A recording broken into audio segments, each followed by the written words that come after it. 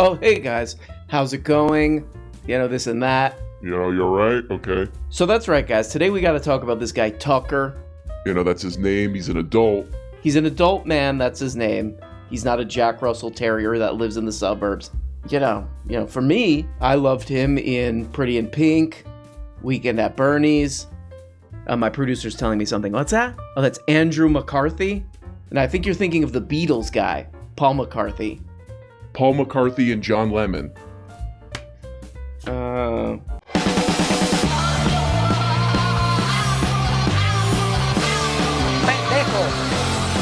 Weird.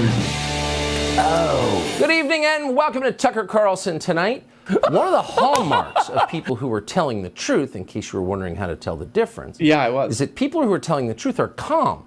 They don't wave their hands around and make wild accusations. They don't need to do that. It's enough. I cannot watch a stupid program on YouTube without hearing about this guy today. The Joe Rogan Generally speaking, experience. Chinese people look Chinese. Speaking of which, did you see the new video of the QAnon Shaman? No, I did not. Being led through the Capitol building by police? No. What happened there? There's the story of the violent insurrection. Oh, yeah, of that's course. the narrative, It was. right? I mean, By the way, there. let's just be real clear. Yeah. You shouldn't break into the Capitol building. You shouldn't be trying to overthrow the government. You shouldn't be trying to get out there and say that the election was false when you don't exactly know. Okay. But when you watch the video of that guy being led around through the Capitol building by police, they're basically giving him like a tour. They're talking to him and hanging out with him. And so I think people are just starting to recognize that it's not what you thought it was. Oh, got a soft spot for old Joe because, he's going on this thing. Man, thank God there's this dangerous truth teller, this dangerous journalist, Tucker Carlson, to expose these truths to us. And then literally like 3 minutes later, we get this. Claimed by Carlson that Capitol Police served as tour guides for Jacob Chansley. The horn-wearing QAnon shaman was outrageous and false, manager wrote. He said that the Capitol Police were badly outnumbered on January 6th and that those officers did their best to use de-escalation tactics to try to talk rioters into getting each other to leave the building. Okay, that makes sense. I like that because he's like, oh man, we got a false narrative. And then he's like, oh man, thank God Tucker Carlson exposed this false narrative. And then he reads a Washington Post article and is like, yeah, these clips were kind of out of context and all this crap. And Joe's like, all right, yeah, maybe Tucker Carlson's full of crap.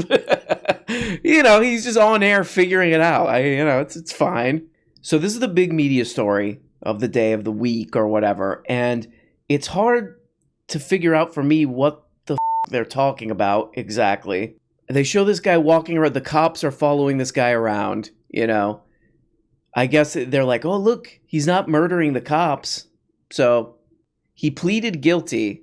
He pled guilty to a felony charge of obstructing an official proceeding. Was among the first rioters, blah, blah, blah, blah, blah. Before he was sentenced, he told the judge, I have no excuse.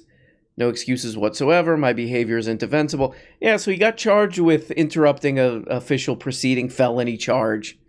They threw his ass in jail. They threw his, yoga-doing ass in jail. And I think the story has remained the same from the beginning. A bunch of people went there because they were mad that they were going to see a guy they like on TV less, But, then you think about it and you're like, should we really be throwing the asses of people in jail? Should the price of being a confused dumbass who is on social media too much, should the cost of that be prison? You ask these questions. And of course, the real people who should be in jail, not QAnon Shaman, maybe, but these kind of scumbags, Ted Cruz, throw his ass in jail. Ted Cruz and 16 other Texans refused to certify the 2020. Throw his ass in jail.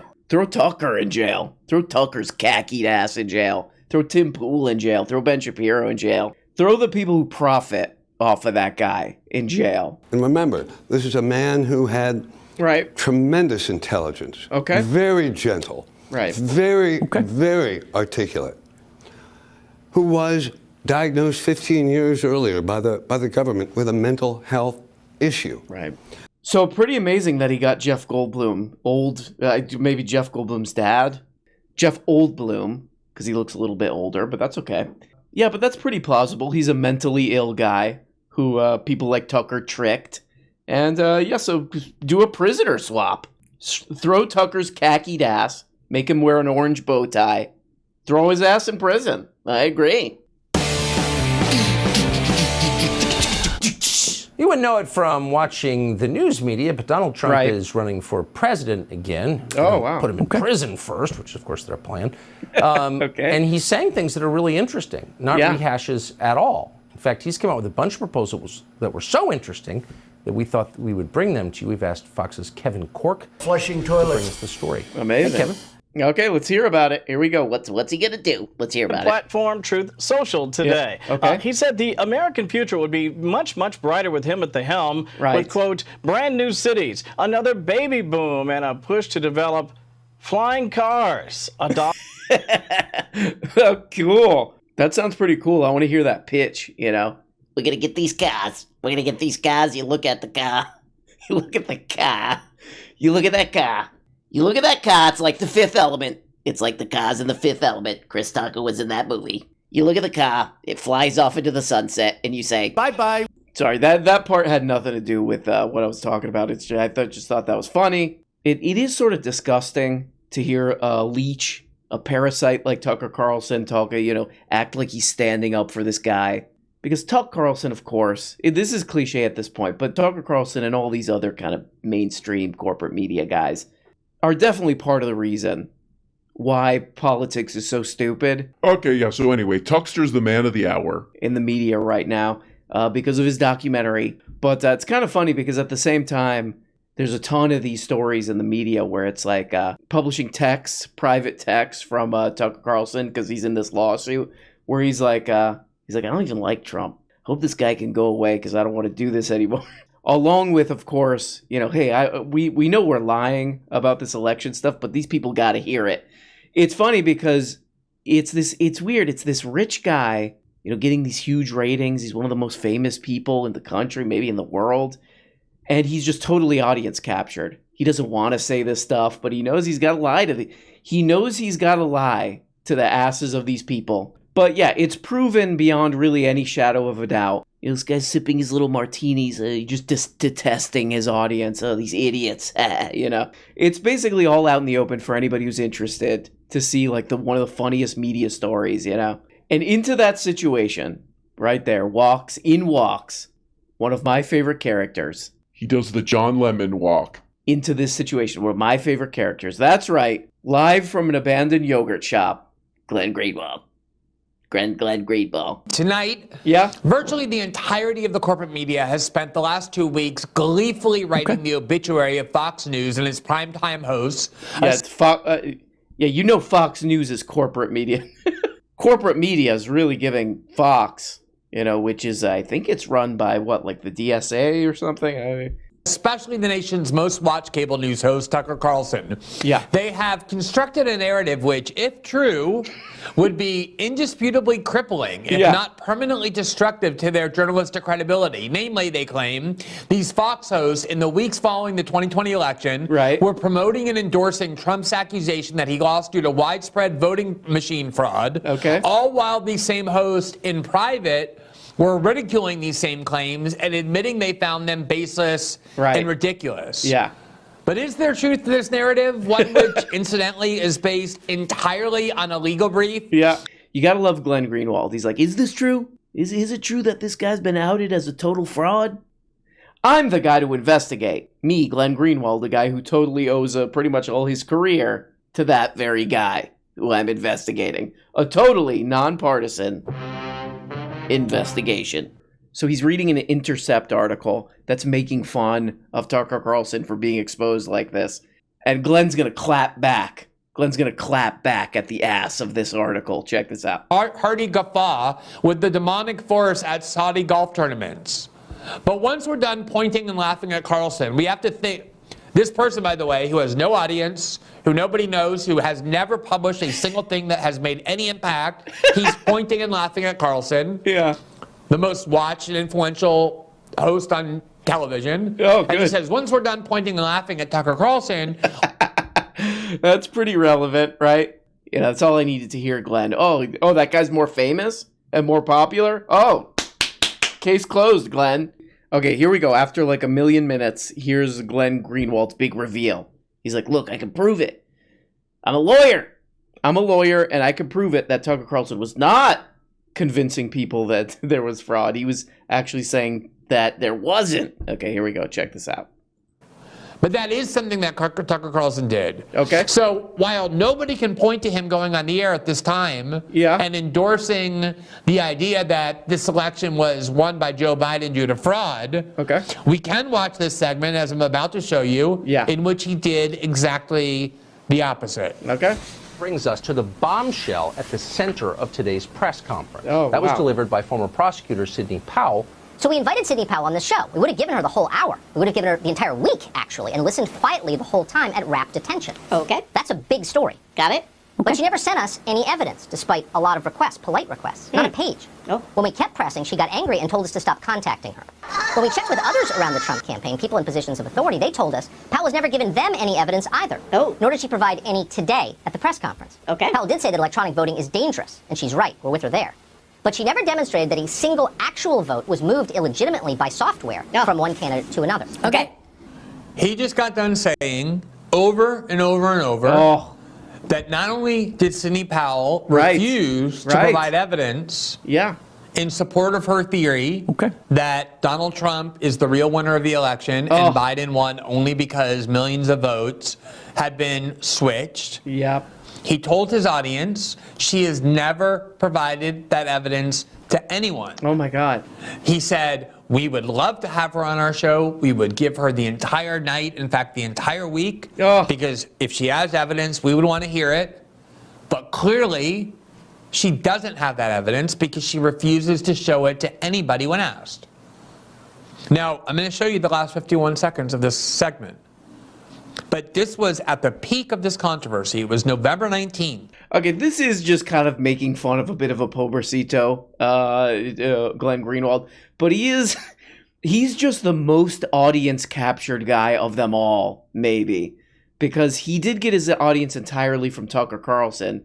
So it's like, this poor bastard. There's no way to defend Tucker Carlson, but he has to. Because that's his audience.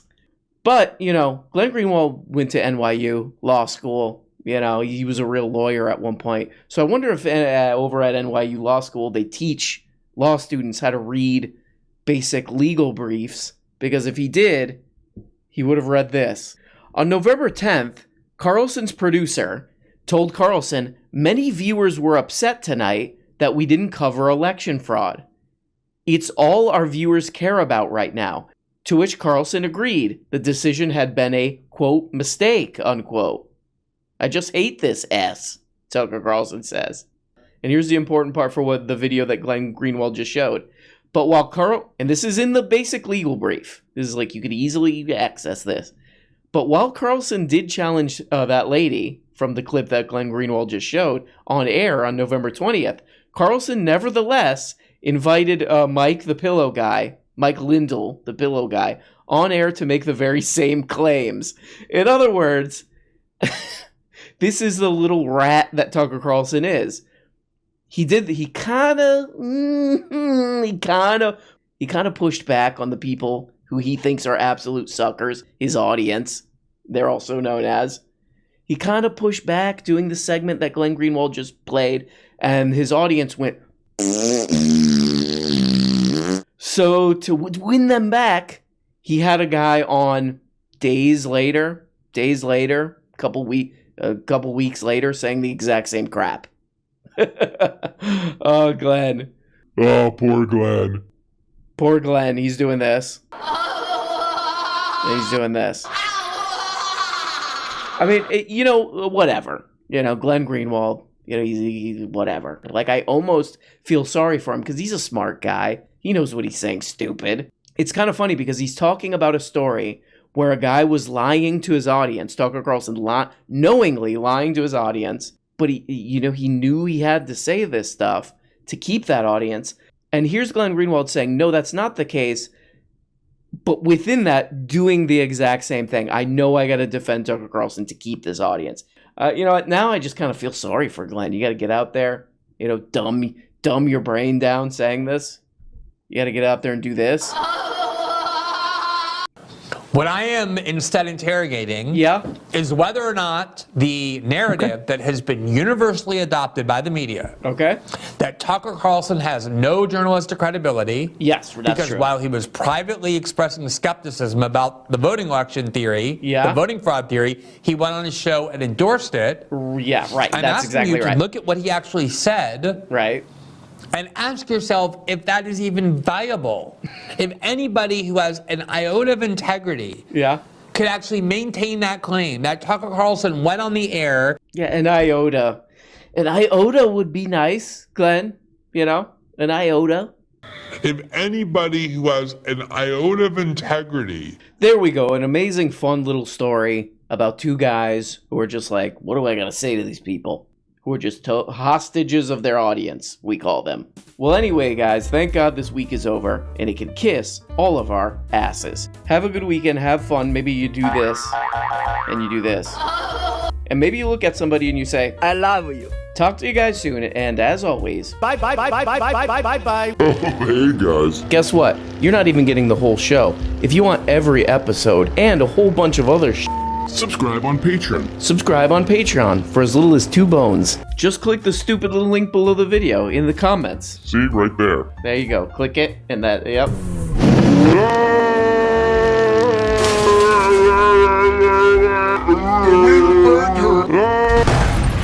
When you become a patron for as little as 2 bones, you get the Tuesday, Thursday, patron-only episodes.